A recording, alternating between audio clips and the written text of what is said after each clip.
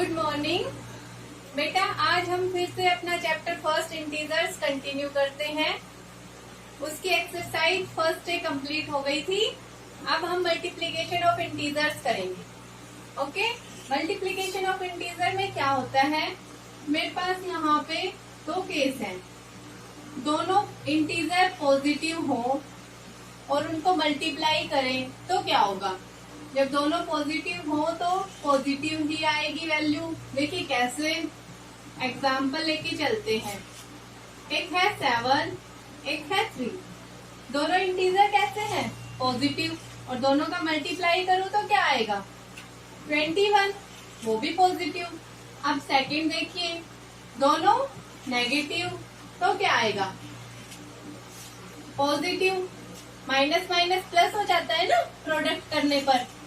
तो हम कोई एग्जाम्पल ले लेते हैं। 5 मल्टीप्लाई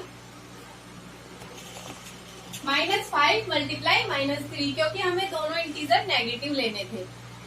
तो इसका मल्टीप्लीकेशन कितना होगा, 5 3 15, और साइन कौन सा आएगा, प्लस का। क्यों, क्योंकि दोनों माइनस माइनस आपस में कैंसिल आउट हो जाएंगे। तो ये भी क्या हो जाएगी, पॉजिटिव वैल्यू। इसी में थर्ड होता है एक पॉजिटिव एक नेगेटिव, तो क्या आएगा ऑलवेज नेगेटिव। जब हम एक पॉजिटिव और एक नेगेटिव की मल्टीप्लाई करेंगे तो हमारे पास नेगेटिव इंटीजर आएगा। देखिए कैसे, मैंने लिया 4 पॉजिटिव और 2 नेगेटिव इंटीजर। दोनों का मल्टीप्लीकेशन कितना होगा 8। साइन कौन सा आएगा, नेगेटिव। तो एक पॉजिटिव और एक नेगेटिव होगा तो ऑलवेज नेगेटिव। अब हम इसे एक डायग्राम से ड्रॉ कर लेते हैं जिससे याद करने में आसानी होगी। यहाँ पे एक ट्रायंगल बनाया, दोनों पॉजिटिव, हम मल्टीप्लाई कर रहे हैं। दोनों पॉजिटिव तो क्या आएगा पॉजिटिव। अगर दोनों नेगेटिव तो क्या आएगा positive. Minus minus cancel out हो जाएंगे। एक नेगेटिव और एक पॉजिटिव तो क्या आएगा नेगेटिव।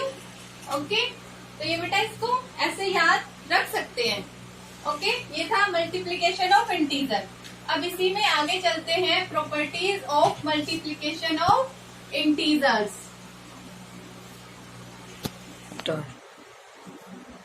बेटा अब हम पढ़ेंगे properties of multiplication of integers. Okay, इसमें हमारे पास 7 प्रॉपर्टीज है। फर्स्ट है क्लोजर प्रॉपर्टी। एडिशन के केस में भी पढ़ा था। क्लोजर प्रॉपर्टी में क्या होता है मल्टीप्लीकेशन में, जब मैं दो इंटीजर्स को मल्टीप्लाई करूं तो मेरे पास उनका मल्टीप्लीकेशन, इट मीन्स उनका प्रोडक्ट एक इंटीजर ही निकल के आएगा। देखिए कैसे, हम ले लेते हैं a multiply integer multiply integer, क्या होगा एक इंटीजर। ओके, अब एग्जाम्पल लेके चलते हैं। 5 मल्टीप्लाई 2, दोनों क्या है इंटीजर है। दोनों को मल्टीप्लाई करूं तो एक इंटीजर आना चाहिए। 10 क्या होता है, 10 भी एक इंटीजर होता है। तो ये क्लोजर प्रॉपर्टी को सेटिस्फाई करता है with respect to multiplication.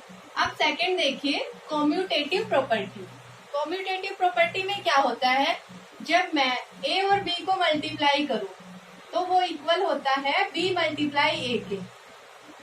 a multiply b और b मल्टीप्लाई a दोनों इक्वल होते हैं कॉम्यूटेटिव प्रॉपर्टी में, और मल्टीप्लीकेशन के केस में ये सेटिस्फाई होती है। अगर मैं इन दोनों का ऑर्डर चेंज कर दूं तो भी हमारी प्रोडक्ट पे कोई इफेक्ट नहीं पड़ता। देखिए कैसे, एग्जाम्पल लेते हैं। मैंने लिया एक इंटीजर -4, एक लिया 2। अब मैं -4 मल्टीप्लाई 2 करूं, चाहे 2 मल्टीप्लाई -4 करूं, दोनों का प्रोडक्ट क्या सेम आएगा। हाँ जी, बिल्कुल सेम आएगा।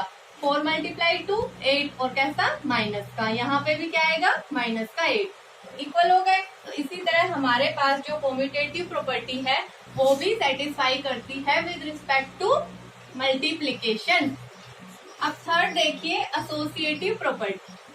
बेटा एसोसिएटिव प्रॉपर्टी में हम 3 इंटीजर लेके चलते हैं, a b c, और जब मैं a multiply bracket b multiply c करूं तो वो इक्वल ही आएगा a multiply b multiply C के।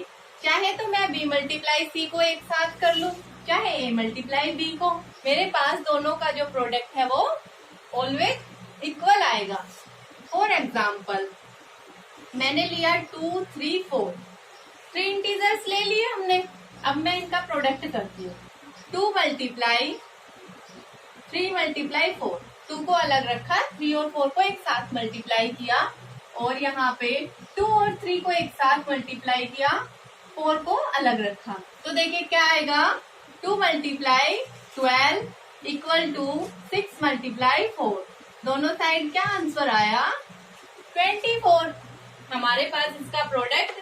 तो बेटा ये जो मल्टीप्लिकेशन है इसमें एसोसिएटिव प्रॉपर्टी भी सेटिस्फाई होती है। Associative property satisfied with respect to multiplication. Okay, अब नेक्स्ट पे चलते हैं। नेक्स्ट क्या है, distributive law of multiplication over addition. इसमें क्या होता है, इसमें भी हम 3 इंटीजर लेके चलते हैं, पर ए का मल्टीप्लाई होगा बी प्लस सी के साथ।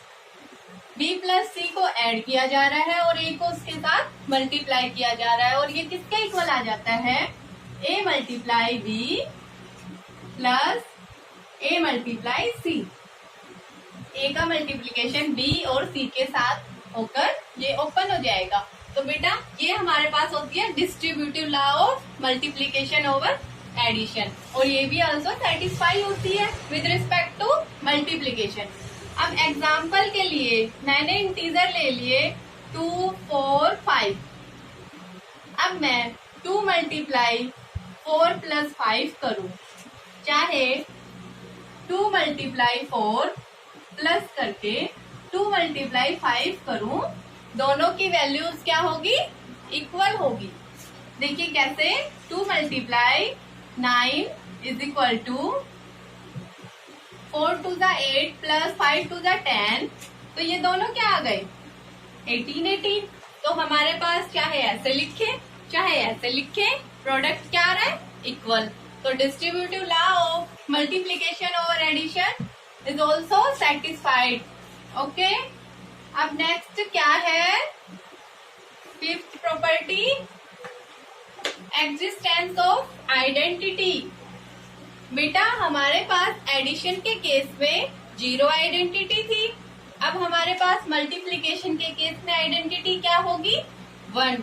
ऑलवेज आइडेंटिटी क्या होगी, ऑलवेज आइडेंटिटी 1, क्योंकि 1 ही हमारे पास ऐसा नंबर है जिसको मल्टीप्लाई करे किसी भी इंटीजर के साथ तो वो इंटीजर खुद आता है। ठीक है, इसलिए हमारे पास यहाँ पे होगा a मल्टीप्लाई 1 या 1 multiply a equal to a। Okay, अब देखिए एक एग्जांपल लेके चलते हैं। मैंने लिया कोई इंटीजर 7। अब मैं 7 को मल्टीप्लाई करूं 1 के साथ या 1 को मल्टीप्लाई करूं 7 के साथ, आएगा क्या, 7।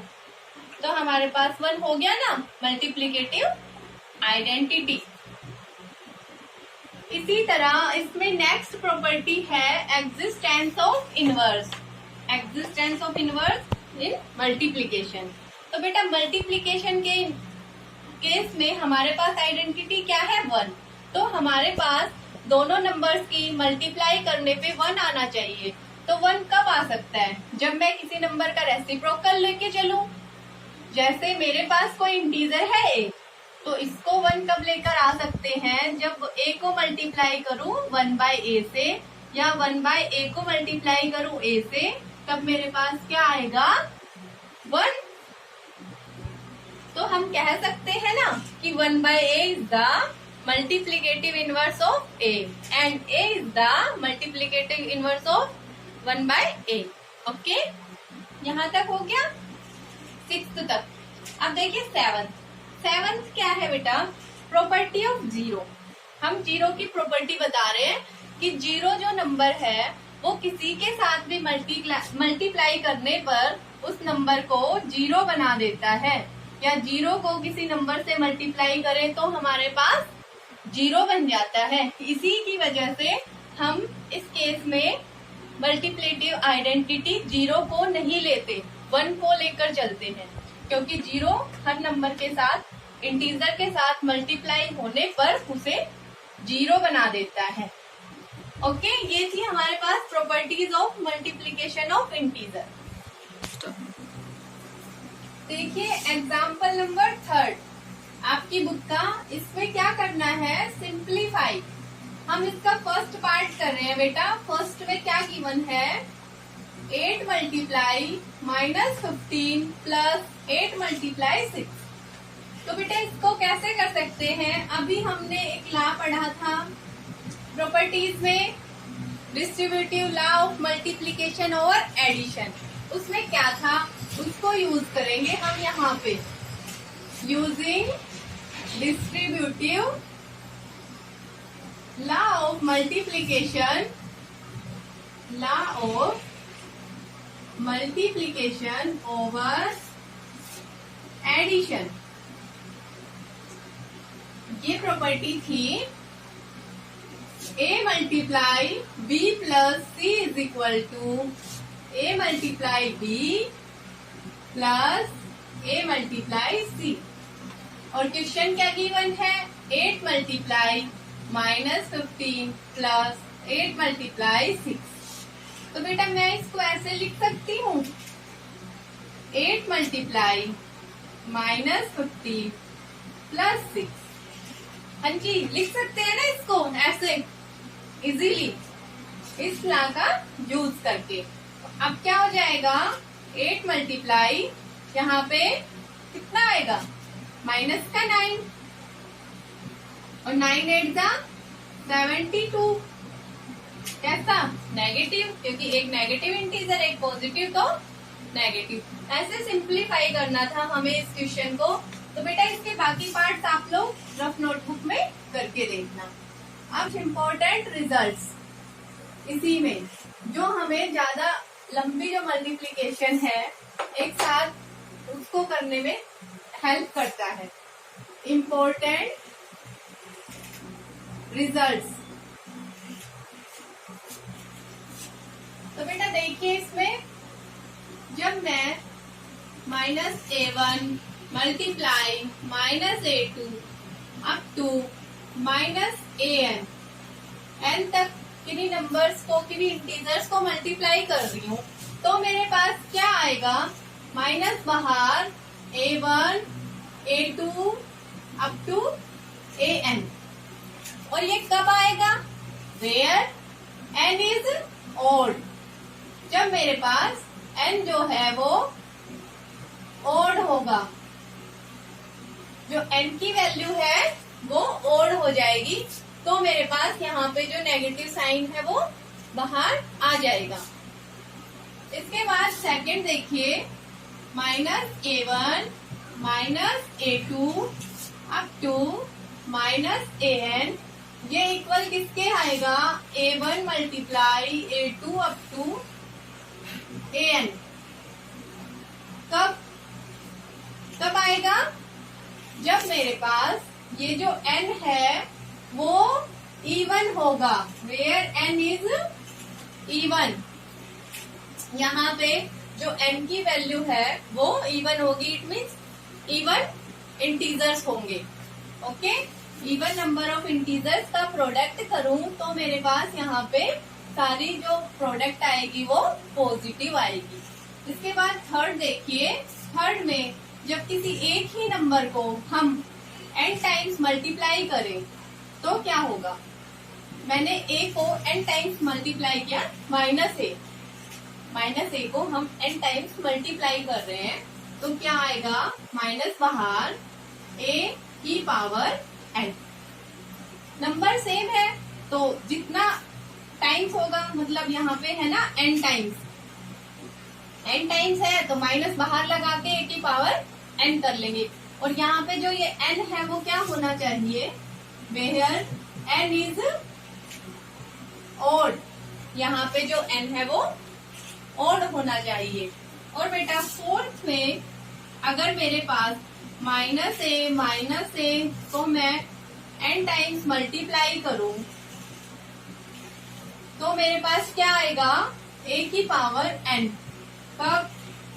जब यहाँ पे जो n है वो इवन होगा, यहाँ पे जो a है वो इवन टाइम्स मल्टीप्लाई हो रहा है, तब इवन नंबर टाइम्स प्रोडक्ट हुआ है इसका, तो यहाँ पे a की पावर n हो जाएगी। और अगर ऑड टाइम्स हुआ है तो माइनस a की पावर n हो जाएगी। अब देखिए 1 के केस में क्या होता है, -1 अप टू -1 कितने टाइम्स? n times.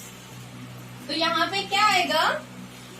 -1। और कब आएगा? जब यहाँ पे n क्या होगा? वेयर n इज ओड, यहाँ पे मेरे पास n ओड होगा। इसी तरह 6th में -1 अप टू -1 n टाइम्स, और ये आया इक्वल टू 1। तो इसमें क्या होगा?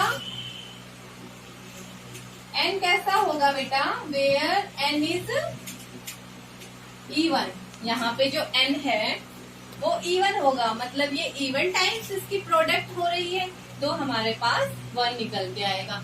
ये थे आपके पास कुछ इम्पोर्टेंट रिजल्ट। इसके बेस आपके पास एक्सरसाइज में भी क्वेश्चंस हैं और एग्जाम्पल्स भी हैं, तो मैं आपको एग्जाम्पल्स करवा देती हूँ एक, बाकी आप लोग करके देखिएगा। ओके, देखिए बेटा एग्जाम्पल नंबर 4, जो हमने अभी रिजल्ट्स पढ़े हैं ये उन्हीं पे बेस्ड है। मैं इसका फर्स्ट पार्ट करवा रही हूँ आप लोगों को। इसमें इवल्यूट करना है हमें, -1 मल्टीप्लाई -2 मल्टीप्लाई -3 मल्टीप्लाई -4 मल्टीप्लाई -5। तो बेटा इसमें जो नेगेटिव इंटीजर है वो इवन नंबर में है या ओड में? तो यहाँ पे odd number of negative integers है ना, तो हमारे पास क्या आएगा? माइनस आएगा, तो यहाँ पे माइनस लगा देते हैं। उसके बाद लिख लेते हैं, चलो, number of negative integers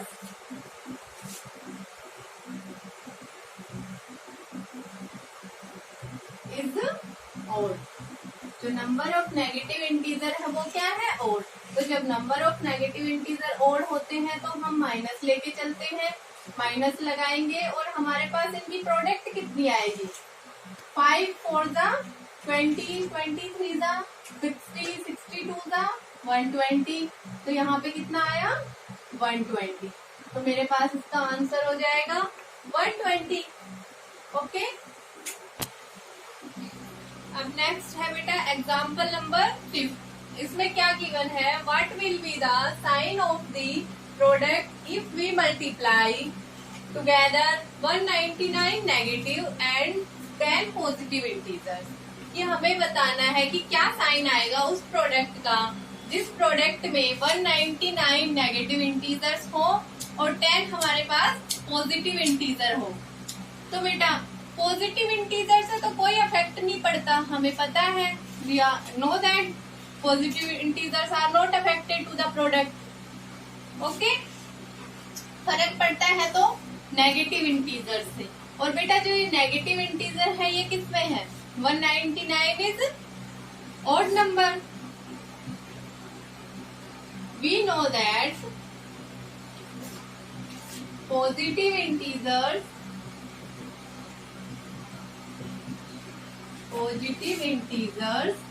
are not affected the product, and negative integers are 199. Integers are 199 हमें पता है, और so 199 is odd number। और बेटा जब प्रोडक्ट में ओड नंबर था तो उसका जो जो हमारे पास इंटीजर्स थे वो ओड नंबर में थे, तो प्रोडक्ट क्या आता था? नेगेटिव आता था। So the product of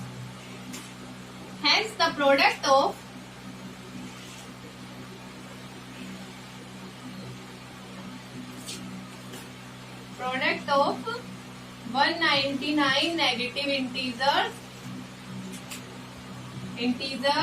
and 10 positive integers क्या आएगा? नेगेटिव। 10 पॉजिटिव थे, उनका कोई इफेक्ट नहीं पड़ता, और जो नेगेटिव है वो ओड नंबर में है 199, तो हमारे पास जो प्रोडक्ट है वो नेगेटिव आ जाएगा।